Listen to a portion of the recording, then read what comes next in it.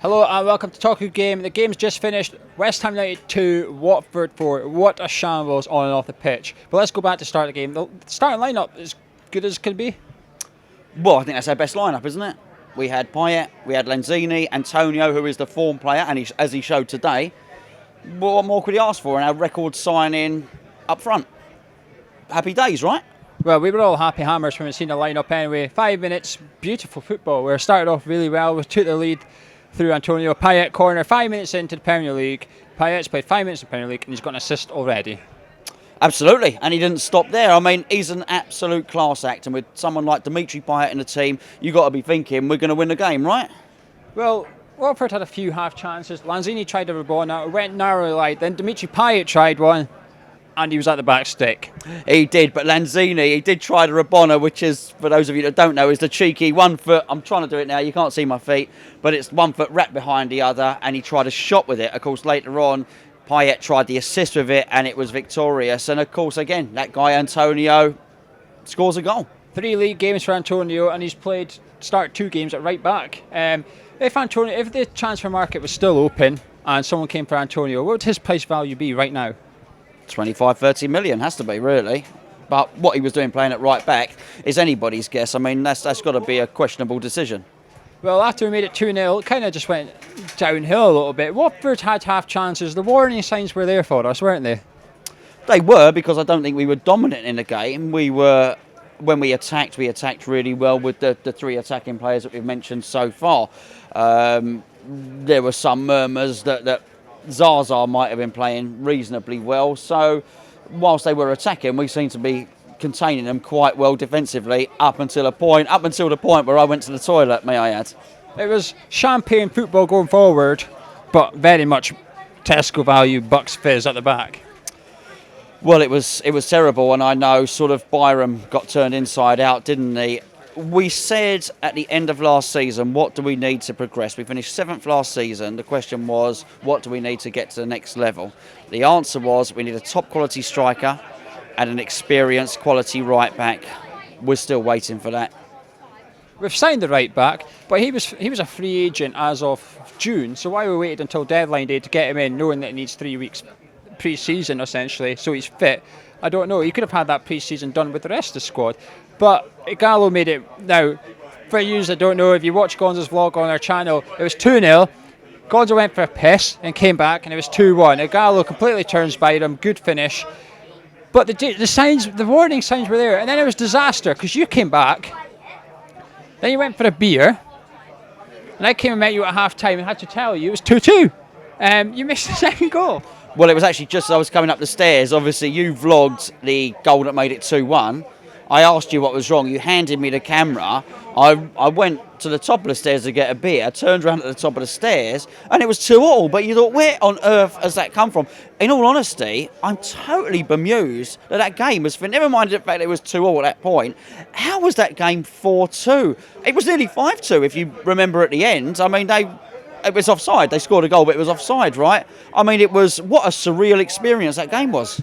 Their second goal was shocking defending. A long high ball. It was just punted. It bounced. Collins and Adrian almost just looked at each other as if to say, you deal with it. No one did, so they both went to deal with it. Collins ended up nodding it past Adrian. Troy Deeney has a lot to do at this moment. He's got his back to the goal, but he does it beautifully. He takes his touch, he turns and lops over Adrian into the far net. Beautiful goal, but shocking defense, absolute shocking defending. Now, the 2 positions you could question before the game is, there's the good old keeper debate that's been rumbling on all summer, and then people saying, where's Ogbonna? Where is Ogbonna? And the 2 people that is in question caused that second goal. Well, we had the discussion in the week, in the preview. If you look at the preview on the site, we had a little bit of debate, yourself, me and Tom, about who the centre-back pairing should be. Now, you said that it should be Ogbonna and Ginge. I said it should be Ogbonna and Reed. Well, it was neither. It was Reed and Ginge, which surprised us all. So something needs to be done. I mean, you cannot be losing 4-2 to Watford, let's be perfectly honest. No matter how well they may have played against the other teams in their start to the season, that just can't happen. And at home as well, it's almost looking like we might be better away from home this season. again. That's how we started the start of last season. Their third goal, Watford were pressing. They came out the second half hungrier. They wanted it more. They were better than us. We just looked completely void of ideas. It was almost, they killed our momentum with that 2-2, and we went in at half time and stewed about it. We came out. But Caputi's goal, he's got all the time in the world at the back post. Well, he certainly has. Sorry, I've just noticed Danny's here, just like my dreams. Danny, do you want to come and join us a second, mate? Because obviously, as clean as you can without swearing. Just quickly, your take on that game. Defensively, we was absolutely abysmal. After we was 2-0 up, we was still not defending that great. He didn't change it at half time, and it backfired. Once we'd gone 2-2, the way we was playing, someone's got to come off. I mean, Byram, I felt sorry for. He's a young lad, but he was playing terribly. Collins weren't supporting him. Reed didn't do nothing. Arthur played all right on the left, but it's just not good enough. You've got to change it. How you feeling now? Not. I am going tonight to a party, a 40-year-old bloke's party. He's a Tottenham supporter. They've won 4-0. He's going to 2-0 up and gone to lose 4-2, and I am feeling not the best. No. Well, he's going to take the mickey, isn't he? I would have thought so. Wow. Getting the best day in the world. How's Caputi got that much room at the back post? It comes in, he's got about 3 touches in our 18-yarder to pick his spot. Well, this was the start of the season, Geo. I drew a line in the sand. I said everything that's gone before. I thought the trip to Seattle was bad. I thought there was disorganisation. So today I expected us to be fit and organised. Well, we were fit, but we weren't organised. I don't know how he's got that space. It was schoolboy defending. Now, we actually missed the 4th goal, Danny. I'm going to ask you if you see. Did you see it?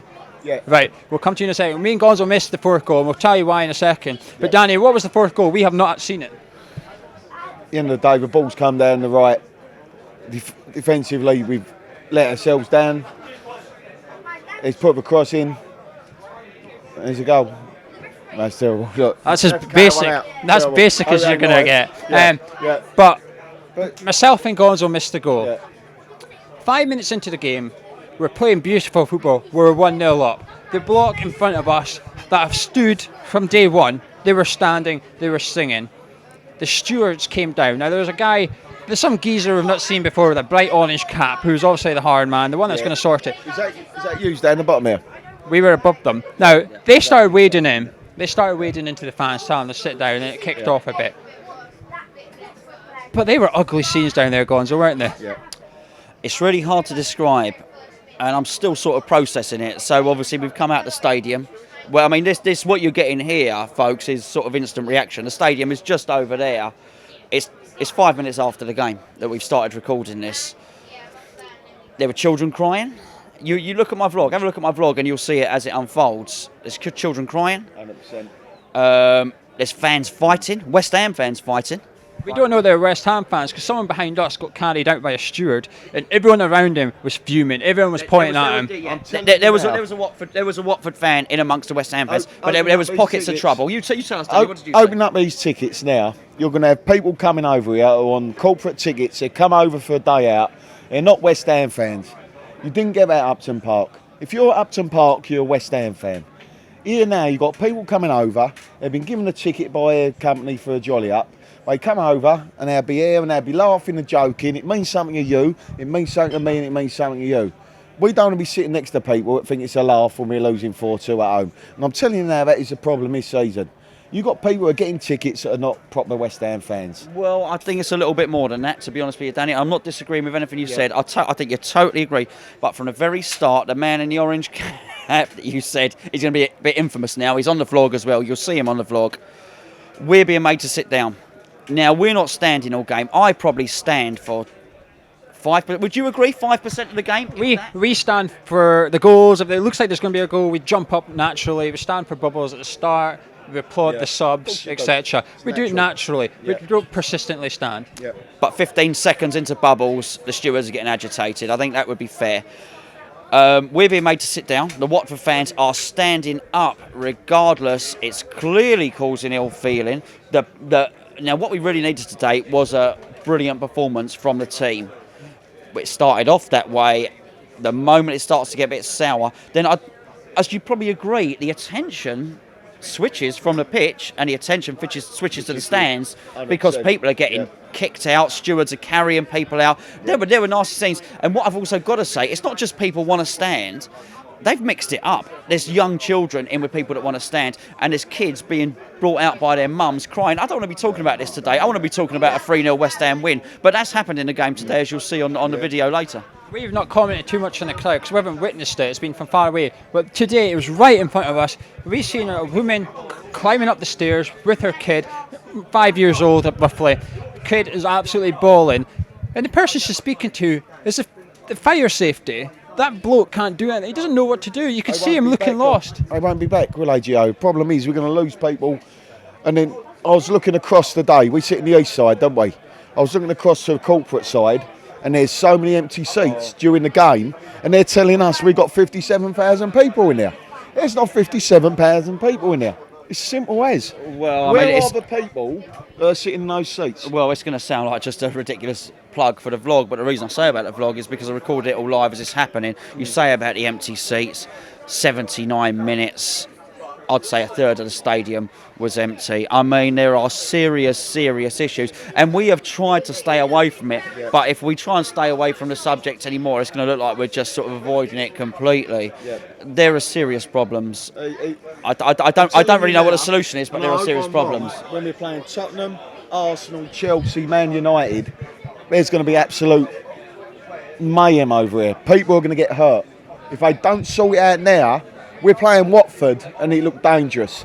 You're playing the top clubs, people are going to get hurt. Sorry, what I would just like to say is, I mean, particularly here to any West Ham stewards who have come from the Boleyn, this is not directed at them at all. What we are missing, really missing, are stewards, West Ham fan stewards that know the game and know what to expect. 100%. If you watch the video, we did a video recently for the book competition, for the Farewell to the Boleyn book. I cut a clip into that. Now it was when West Ham scored a goal. I think it was possibly Sacco's goal in a 3-2 against West Ham.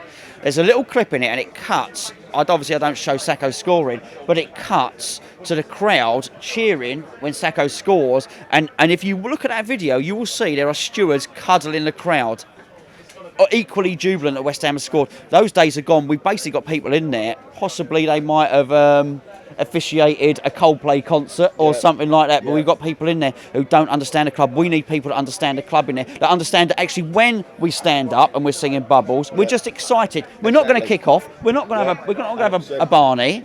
It's just excitement.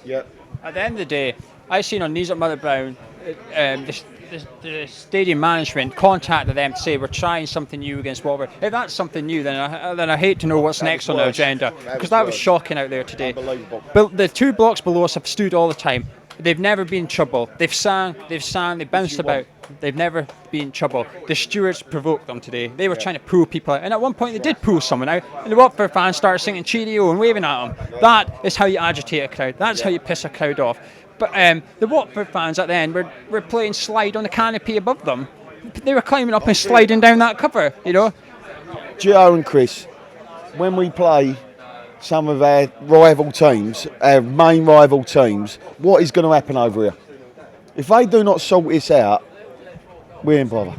That's all I can say. I don't want to state it more on that, because it is dangerous and it's not good. I've seen a lot of trouble, and there will be massive trouble. Well, there will be, and Gio's absolutely right, because they were sliding down the banisters, and when we were getting kicked out, the Watford fans were singing Cheerio without any form of retribution whatsoever. Gio has literally given the mic to me because he received a text in the last 10 minutes of the game. Yeah, it sums it up for me. I've got a friend who's got season ticket holder for years.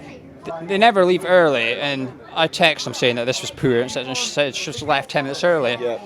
And she said that she's never felt so disconnected from the club. I just think that sums it up today. Today was a shambles. I said to Gonzo, I've never been embarrassed of West Ham United. They've let me down numerous times that I can count, but I've never been embarrassed. Today, I was embarrassed. On the pitch was shocking, but off the pitch, what are the stewards doing? What are they doing? They're ruining our fans' experience. I mean, is this how we got to be? We've got a pocket here of pure West Ham fans, all good fellas, all proper West Ham fans. What else we got going on around the stadium? We're in our own little pocket here, but I really do feel there must be things going on. We've seen it on YouTube, we've seen it on Twitter, and if someone's going to get so badly hurt if they do not stop it before we play the top games. Arsenal, Tottenham, Man United, Liverpool. This is going to be an hooligans' playground here. It's going to be an hooligans' playground. Well, let's wrap this up because we're going to need to cut the video soon. But at the end of the day, the club keep bragging we have 10,000 kids in there. I've seen plenty of them today in tears. Is this what we're showing the future generation of West Ham? Is this what we're showing? This is how we act, how they're controlled and manipulated. Today was an embarrassment by the club. Today was an embarrassment by that stadium management. And they've got 2 weeks till Southampton. They need to do something, and they need to do something drastically. But Gonzo, sum up the match. That was just shambles, wasn't it? I think clearly we've spent the last half of the show talking about the crowd and the stewards and that sort of thing. If the match had gone to plan, we wouldn't even be talking about it. Because what happened was when stuff started going wrong on the pitch, our attention as fans started switching to what was happening in the stands. The pitch needs to be sorted out. Unfortunately, everything is starting to go wrong at the same point. And I think really we need to start asking questions about tactically what happened, because this is not like it was against Astra where we didn't quite have our best players out. It was almost our best team. I might suggest, humbly, that Ogbonna might have been playing instead of Ginge. Maybe Arbeloa should play right back. But more or less, it was our best team. If that was our best team, we need to do something, and we need to sort it out on a pitch. Personally, I think the pressure of this place might be relieved at the away games. Johnny, your quick summary then. Our next 5 fixtures are all winnable, but they're also very losable. Well, I personally think Man City and Chelsea, you weren't expecting a lot there. The way we played last year against those two sides, maybe it raised our expectations. But I think the games like this at home to Watford, if you're losing 4-2, I've been 2-0 up to Watford, you've really got to take a look at the team and the defence especially and see what's going wrong. We've all focused on strikers, attacking play, midfielders all season so far, and this season it's not happened in defence, is it? I said all along, Collins is a great player, he's had his day. Surely then you've got to be looking at someone at centre-back, but they never did. And now right back we brought a player in. Until we see him, we don't know. I know he's a name. For the next game, it's got to be Arbeloa and it's got to be Ogbonna. Yeah. Well, that's it from us, but we want to hear your thoughts. Come on to our forum at hammerschat.com. There'll be plenty of people talk about your comments below. Maybe you've seen some of the stuff happening in the crowd. Maybe you were affected. You can let us know on our forum at hammerschat. But thank you very much for watching. Make sure you subscribe, and hopefully we'll have a much more positive fan review for the West Brom game.